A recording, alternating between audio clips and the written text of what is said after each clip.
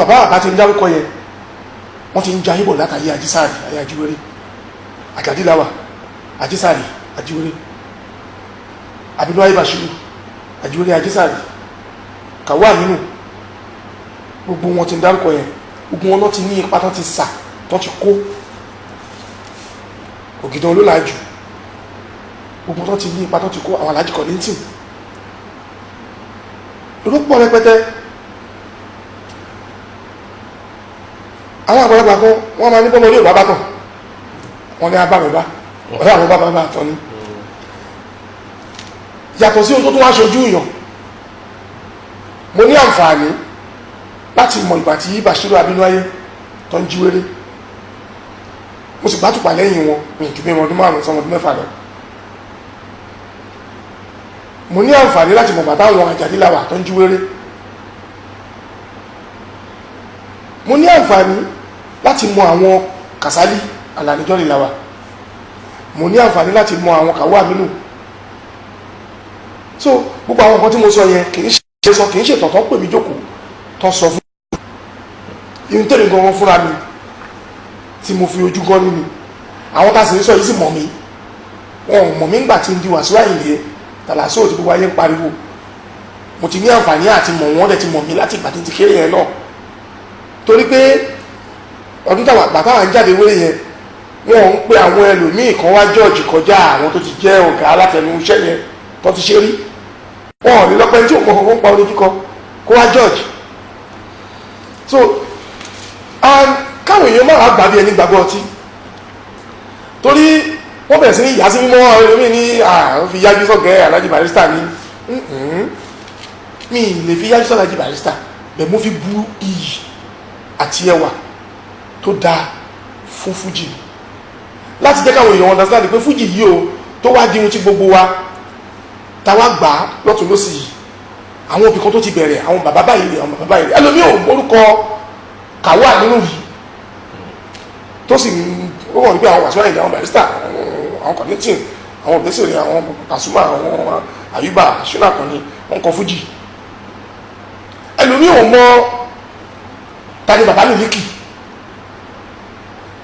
àti Sàkárì ìyá òní dáńfò ẹlòmíì ò mọ Sàkárì ìyá dáńfò pé ènìyàn kan ti wà tó ń jẹ́ bẹ́ẹ̀ torí gbogbo àwọn tí ń dárúkọ ẹ̀ mo dárúkọ ẹ̀ sẹ́kọ̀ọ́ nìkan mo dádé Ìbàdàn dípò àkàrà mo dádé Ìlọrin níbi táwọn Kàbákà wà táwọn Sàkárì ìyá òdánfò àwọn bàbá Mílíkì tán wà ihun tí mo sọ ohun tí ẹnu mi gbà ní mi ìrẹ̀ distort story yẹn mi ìrẹ̀ sọ pé orí mi ni Ajíwéré Ajísàrì ti bẹ̀rẹ̀ nígbàtí tó máa bu ẹwà síṣẹ́ yẹn wọ́n bá dórí kó tó wá dórí Àgbájé náà Lámì Bàrúsátì mi o Dr. Síkírù mi Àyìndé Àdé o Àgbájé lọ́la Barrister orí ẹ̀ṣá lérè tí yí padà tó máa ní nǹkan di turning point lórí yàn that indicates we keep. nǹkan fújì ànígbàtà ń Jíwéré lọ́wọ́ yẹn gangan àwọn Sàkálà Ìgbàdé Jọ́líláwà bàbá wa Àjàdí Lolúwọlé wọ́n pọ̀ lọ́bẹ̀ yẹn ní Èkó Island ni o àwọn iná ń ṣe fújì yẹn rẹpẹtẹ torí fàájì ni iná ń pè fújì yẹn tó bá gbọ́ afẹ́ gbọ́ fàárí ìtumọ̀ fújì yẹn gangan nìyẹn Kàwú bàbá wa Àjàdí Lolúwọlé àwọn tó dá fújì lẹ́nu yẹn báwọn náà ṣe wá dá alẹ́ o èmi ò mọ o bóyá náà lẹ́nu tó ti dá alẹ́ kan náà tó máa kọ́ sọmọ kékeré làwa àwa náà gbọ́dú bá ń bẹ̀ ni.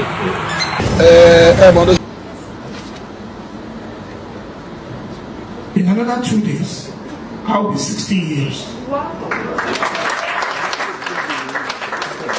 And I started playing Ajíwéré Ajísàrì since I was a little boy, 6-year-old. So I say 44 years of my life, I did it fully as a practicing Fuji musician. But the first years I did that as an apprentice in the genre of Ajuere and Fuji.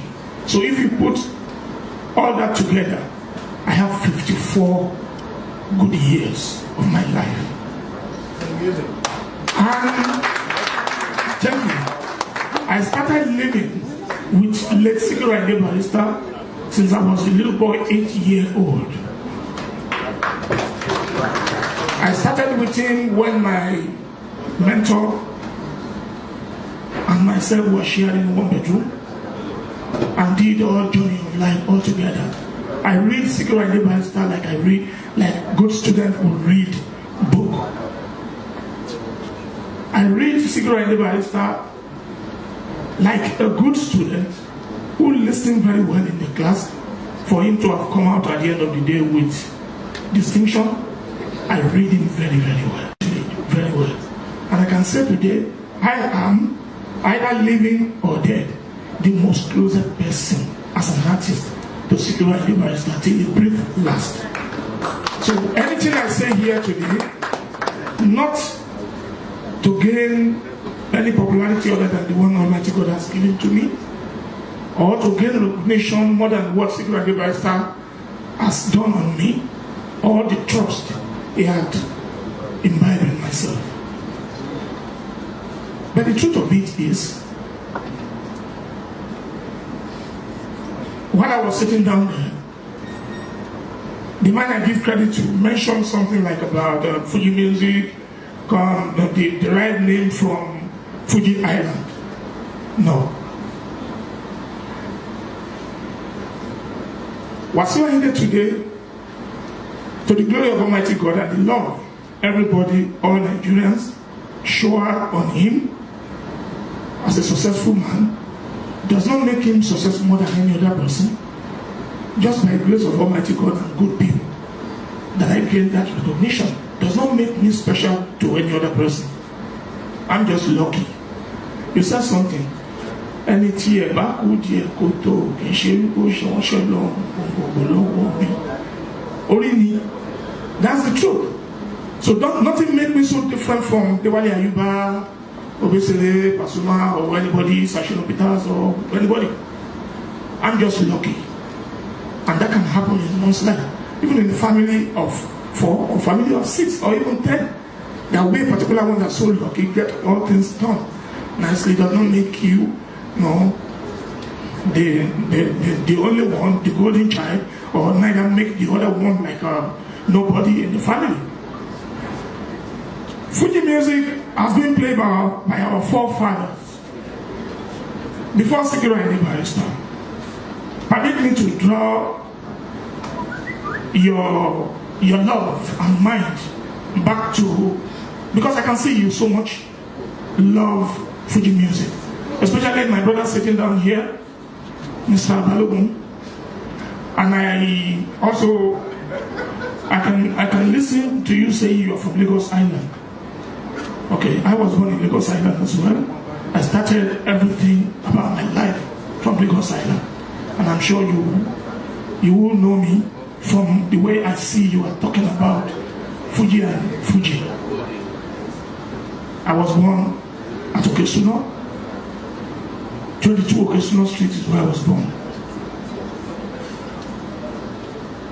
And I grew up between Okesuno and Idumadu Avenue. And that is where I started my musical career as well. Fuji, before Sikiru Ayinde Barrister, had been in existence. Our forefathers used the word F-U-J-I, Fuji, as a freestyle word. Parents say, "Omo kini Fuji, kini Fuji, olowo lo se Fuji, olowo lo se Fuji." Fuji means Faji. Another word means fun.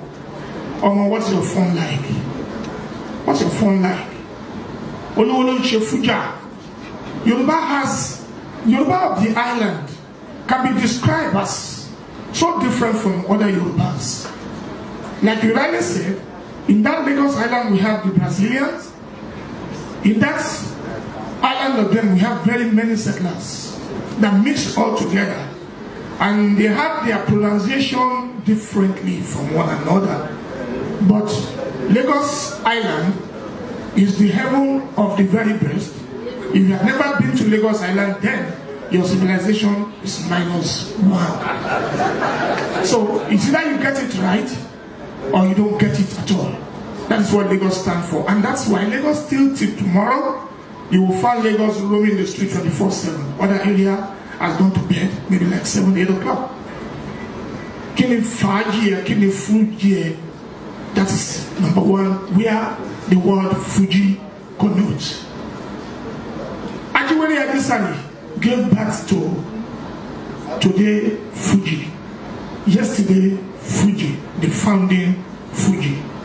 So let's first of all knock the word. Sikiru Ayinde Barrister said he derived the name of Fuji, or he took the name Fuji from Fuji Island. No.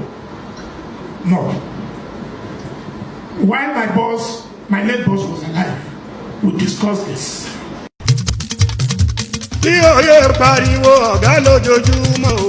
Bí òye pariwo ọ̀gá lójoojúmọ́. Bí òye pariwo ọ̀gá lójoojúmọ́ o. Bí òye pariwo ọ̀gá lójoojúmọ́. Ọ̀gá lè ní ọ̀gá lọ́la. Ọ̀gá lè ní ọ̀gá lọ́la. Ìwọ kọ́ ló dá Fújì sílẹ̀. Lójú mi ló ṣe kì í ṣe rọ́ kì í ṣe gan. Jọ́lì láwà pẹ̀lú ọlá ìpàdé, àwọn ló ní Fújì o.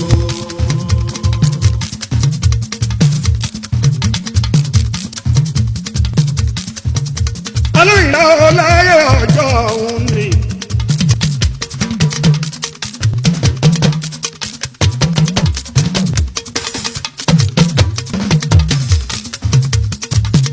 Nígbà tí mo wà lọ́mọ kékeré, tí mo ń ṣeré wéré, ṣeré àjíṣàrí àjínilóoru 1962 63 64 65 àyínlálẹ́ èbúté mẹ́ta lábàbá ròdò ṣé bí wọ́n bẹ̀ ní Mùṣín o ṣé bí wọ́n bẹ̀ ní Mùṣín tó ń ṣeré wéré ṣeré àjíṣàrí àjínilóoru. Nígbà tí mo ń wí Jọ́lì láwa ní bàbá ẹgbẹ́ mi Àyìnlá Kàsálì ní Àlàní tó dára lẹ̀ tó sì gbàjọ bóra ó di gbére àwa ọmọ tí ẹ mọ Àlàní lọ sí èrìà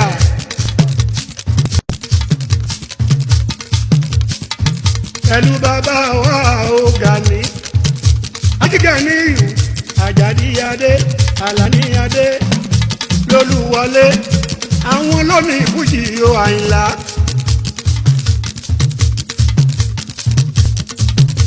Pẹ̀lú Ọláìgbàdé Sàkáríyàwó mi o ìbá ni mo ṣe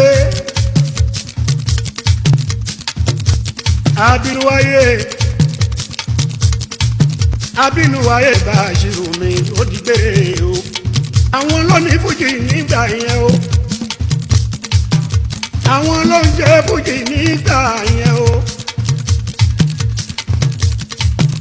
Kọ́láwọlé mi kìí parọ́ o Ẹ̀gbẹ́tẹ̀dọ̀ Àgàràwú Ológbòwò Lèkó eríà Ọ̀fìn eríà Campus Square àwọn lónìí Fújì àwọn Èkó lónìí Fújì dájú ṣáká tí mo bá kúrò àmọ́ Èkó.